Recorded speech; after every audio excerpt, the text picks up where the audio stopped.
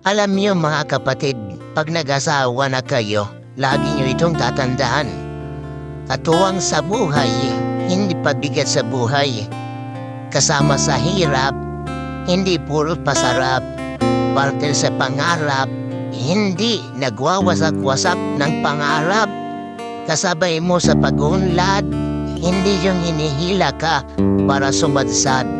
Kinabukasan ang inuuna, hindi yung puro barkada. Nagpaplano para sa pamilya, hindi pinapestes ka yung marunong magmat kung ang sahod ay sapat na. Yung kaagapay mo sa hirap at saya, hindi yung naghahanap pa ng iba. Iba.